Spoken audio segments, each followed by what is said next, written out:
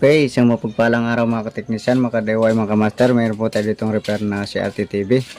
Ito po ay sharp. So testing natin para malaman natin kung anong issue nito. Ito, saksak natin. Tapos power on natin. May power naman siya. Pindutin natin ang channel.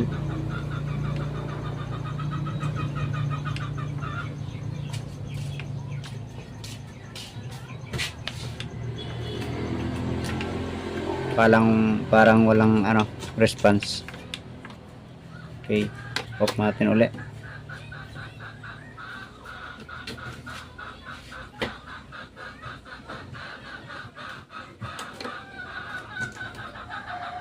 On natin.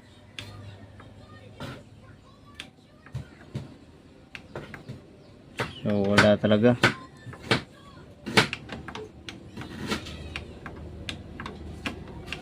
Walang response. So ayaw mag-on, ayaw mag-oscillate.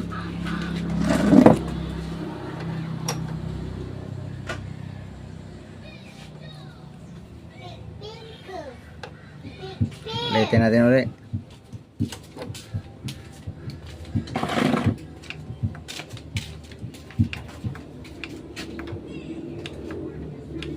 Wala.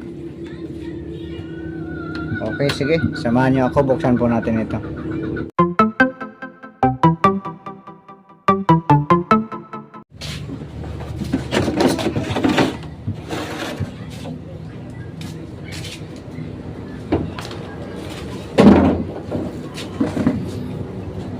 Okay, so ito. Buksan na natin.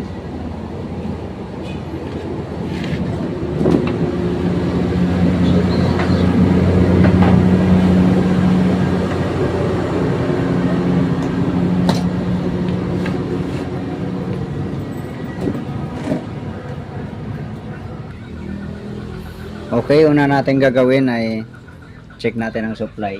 So i-ground natin ito. Dito lang yung ground. Yan.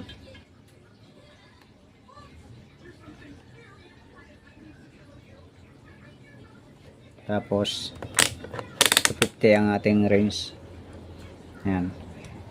Saksak natin.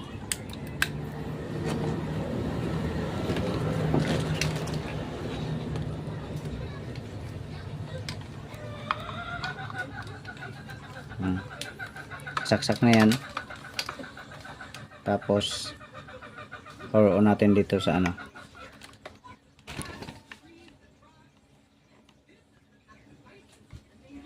dito sa main switch nya.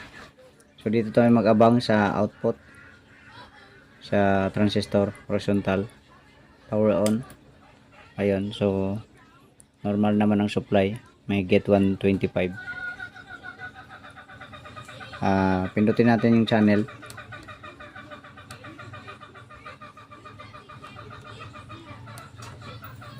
Ayun, nag-on na.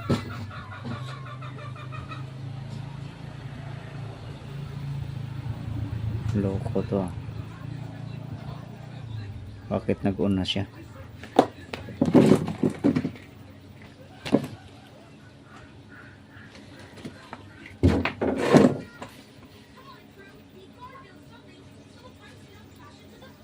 Off natin ulit.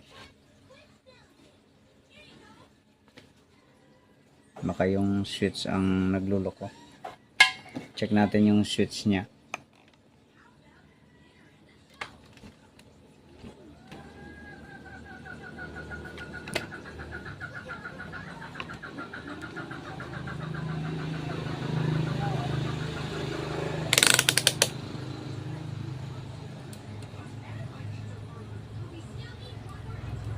Ayun. So nagluloko nga. Ganon din yung dalawang piraso nagluloko.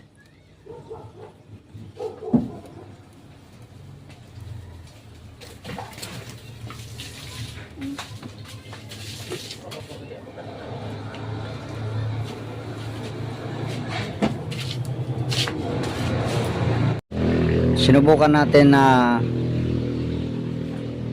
isalpak uli. kinabit doon sa kanyang lagayan. So nawala na naman. Kagaya nito, on natin.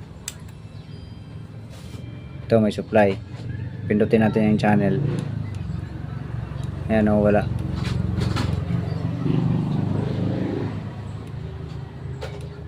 Tumataas lang yung ano,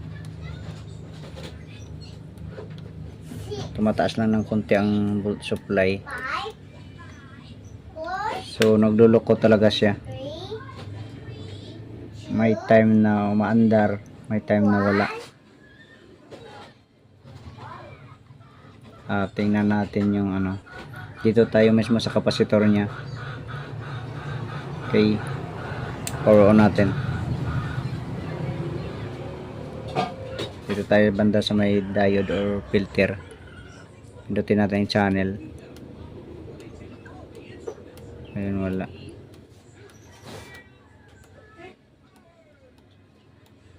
So nagluloko talaga. May time na umandar, may time na wala. So ito yung medyo maaaring may loose connection, maaaring may mga piyesa na leak. So ito may mga nakita tayo. Ito putol. Sana yan lang. Tapos dito rin. Kapasitor din dito, putol din yung isa. Ayan o. Yung, ayan, ito. Halos napuputol na rin yung mga kapasitor niya. May edad na rin kasi itong TV na to. Kaya, so pangpalitan ko muna yan yung mga kapasitor na malapit nang maputol. Ito malapit na maputol. Dito rin yung isa. So pangpalitan muna natin yan, mga kapasitor na yan. Okay, ito na pangpalitan na natin yung mga kapasitor. Ito. Yan. So ito bali 5 piraso.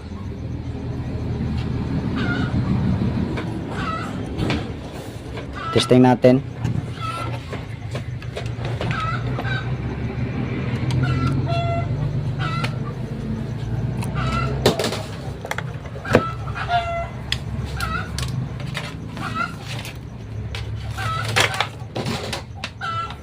Saksak. Yan, power na.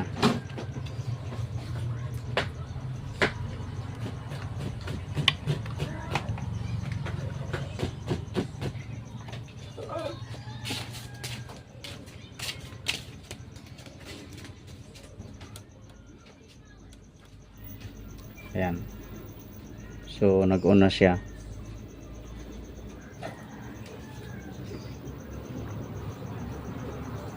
Mataas pa lang supply nito.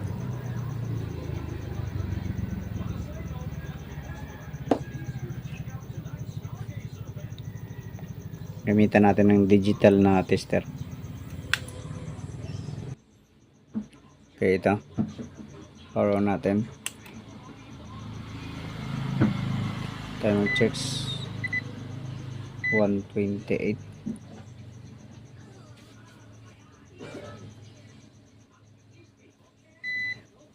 Power on natin.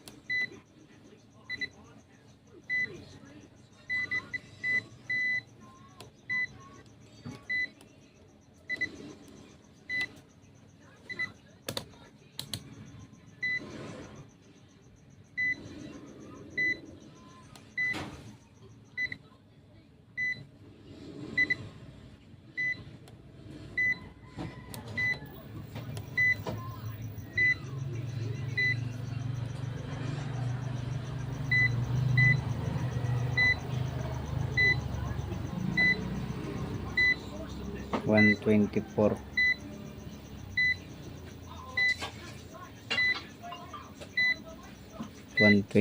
volts. So normal naman. Pero ano siya, hard siya pag mag-on.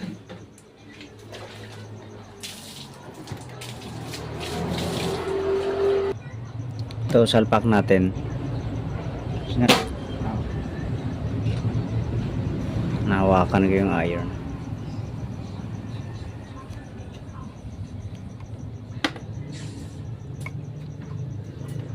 Power on natin.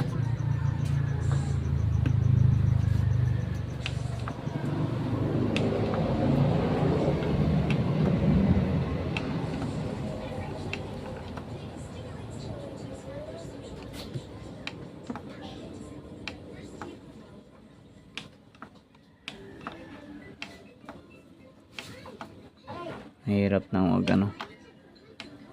Palitan natin ang tack switch na yun. Okay, ito napalitan na natin. Bali, 3 piraso ito. Yan. So, hindi parehas ang pinalit natin, pero sana magsakto doon sa handle nya. Okay, salpak muna natin to.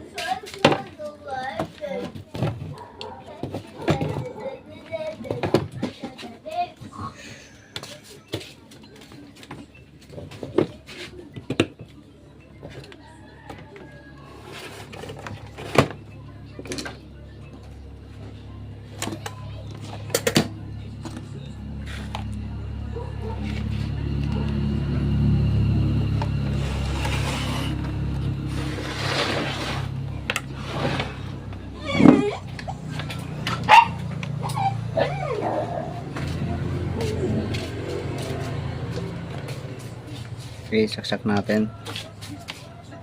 Ayan, may power na. Pindutin natin.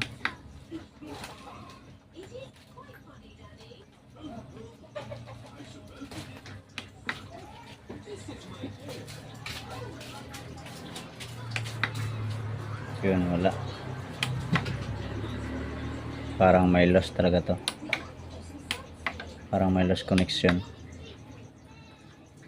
Kasi pag nakasalpak siya, ayaw na niyang mag-on.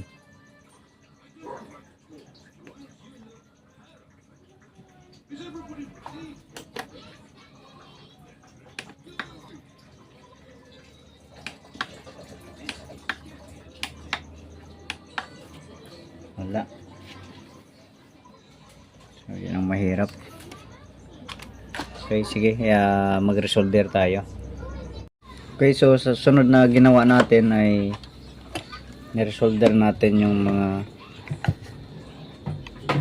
kita nating suspect na mga hinang. Tapos itong ano system niya.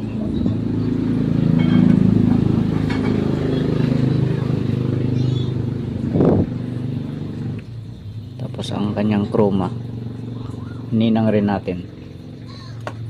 Okay, sige. Testing natin to.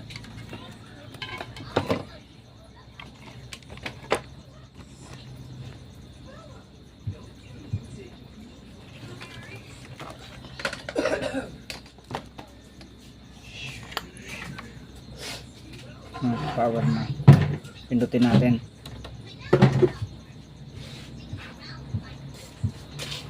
Wala.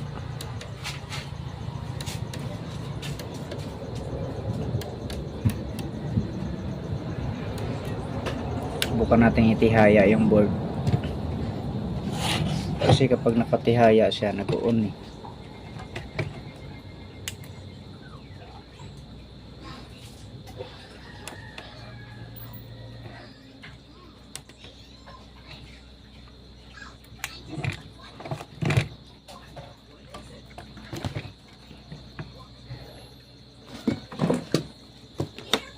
Gamitan natin ng tester.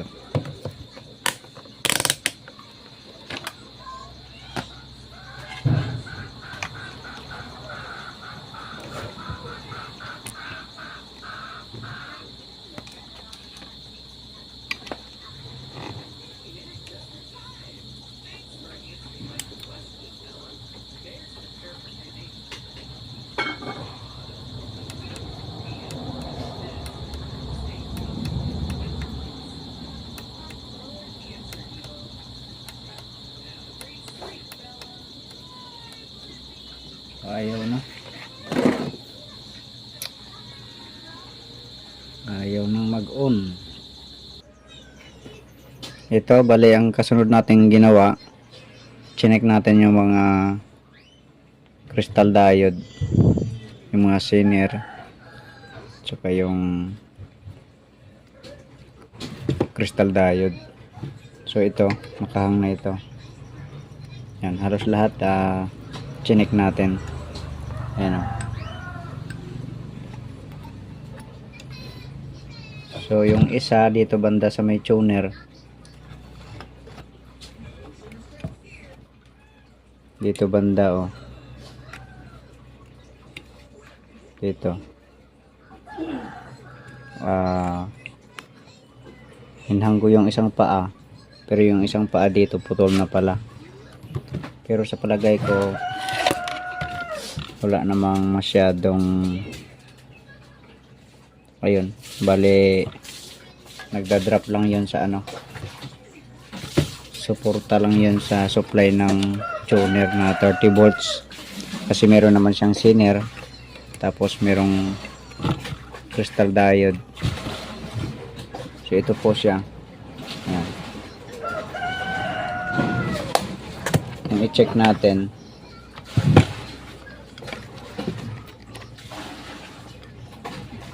times 10k po ang ating range.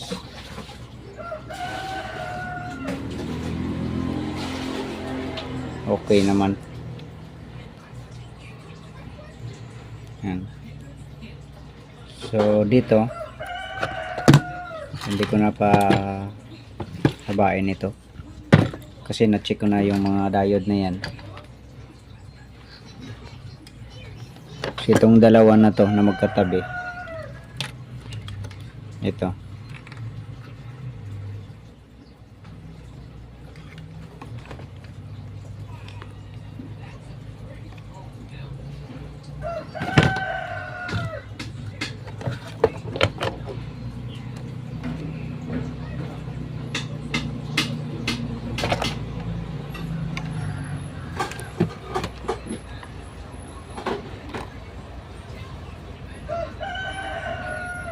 yan. So itong isa bale hindi ito Zener diode, crystal diode siya. Okay, ayan ang reverse, bale walang reading, normal yan. Yung isa reverse natin, ayun, calibrate natin yung tester. So hanggang 4 lang, check natin, ayun, shorted. I-reverse natin, i-forward natin, ayun. So malamang ito yung dahilan ng nagahang siya, nagluloko. Okay, so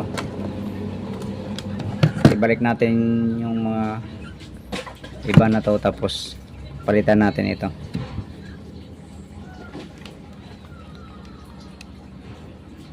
Bale dito po bandang portion to. Yan.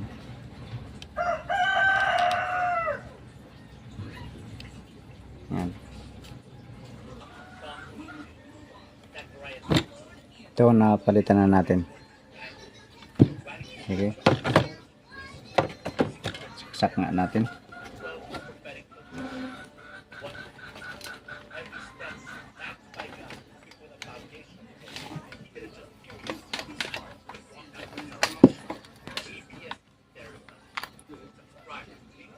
Yan, power on natin.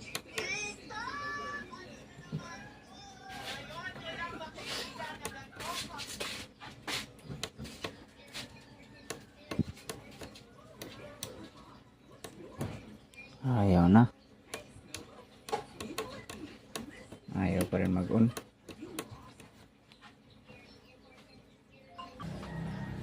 Ito, pinatihaya lang natin yung board. Subukan natin kung mag-on. Kanina nakataob eh.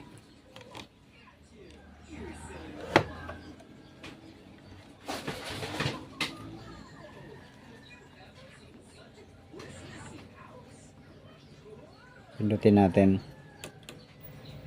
Ayun, nag-on na siya.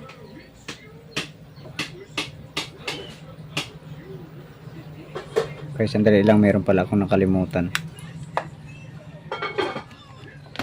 Ito yung isa pa pala, hindi natin nahinang. Ayan o. Hinangin muna natin yan. Okay, so nahinang na natin. Subukan natin isalpak ito sa kanyang casing. Ito, na-plaster natin. Power on natin. Power naman. Pindutin natin ang channel. Walang response. Subukan nga natin sa remote.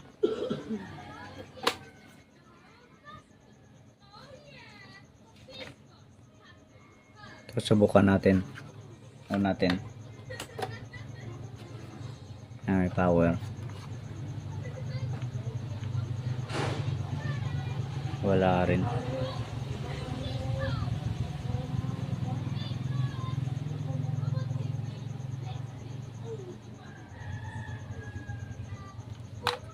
Wala.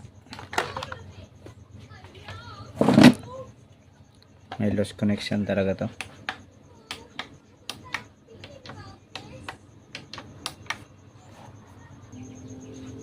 Pag nakatihaya talaga yung board, nag-on siya. Ito. Gamitan natin ng remote.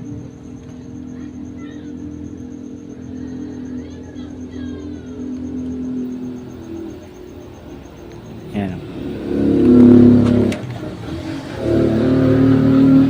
Nag-on siya pag ano, katihaya yung board.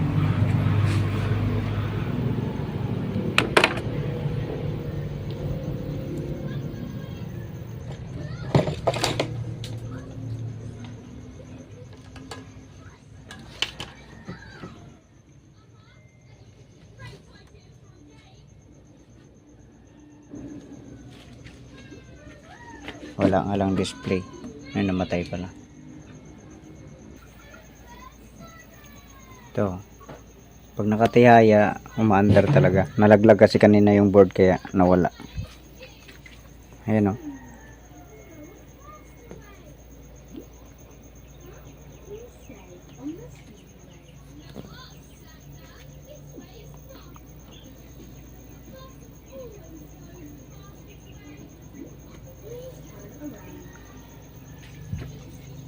Pero pag nakataob, namamatay, nawawala. Meron pa ulit tayong hindi na hinang pala. Subukan natin itong ihinang.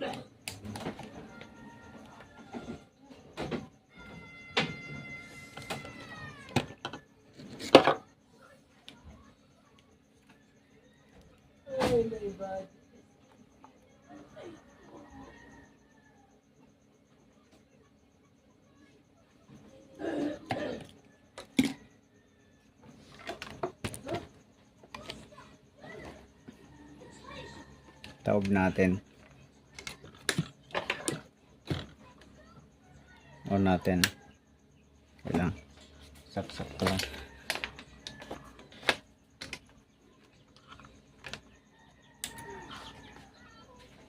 Ayan. On.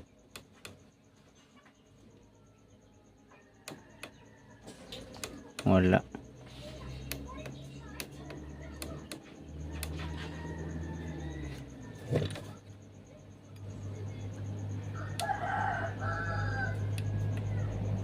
Nayaw talaga.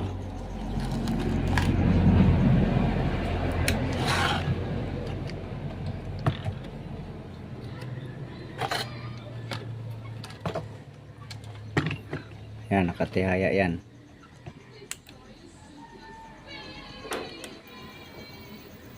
Ayun, nag-on siya. Ano, ilaw ang heater.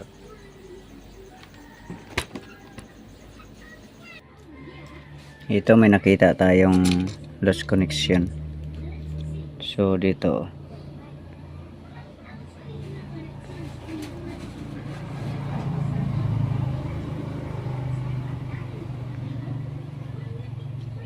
ayan o.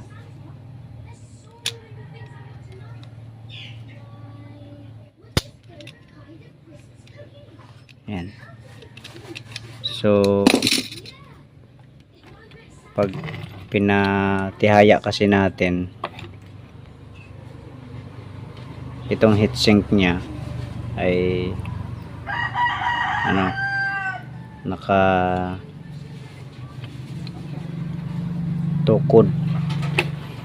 nakatukod sa lamisa yung heatsink, kaya pag nakatihaya bale nagkakaroon ng koneksyon. Pero pag hindi na siya nakatukod, pag nakataob na, wala nang koneksyon. So sana ito na talaga to. Ito kasi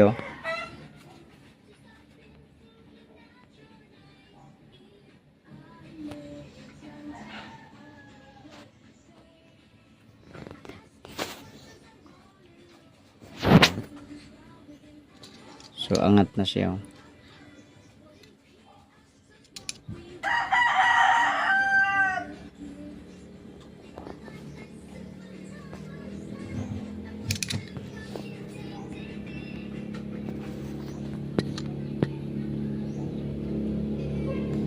Angat na siya. Ayan. So ang connection niyan ay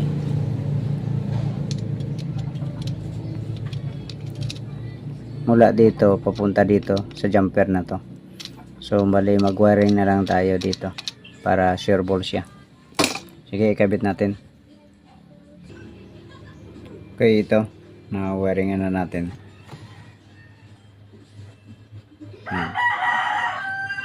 Sige, itaob natin.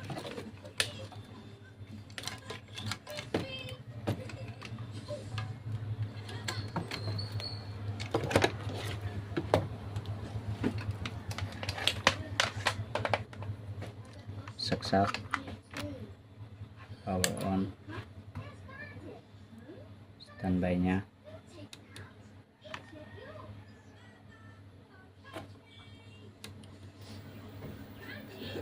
Ayun, okay na siya.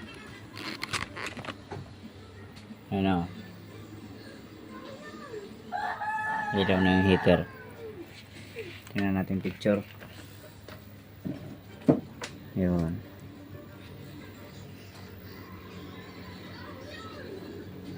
Yan. Okay, sige, salpak muna natin sa kanyang casing, tapos takpan na natin. Okay, ito natakpan na natin.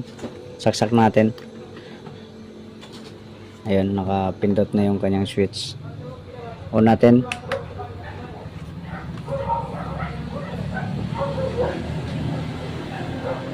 Ayun. So, okay na siya. Okay na. Normal na ang picture. Okay, sige. Hanggang dito na lang video natin. God bless po sa inyong lahat.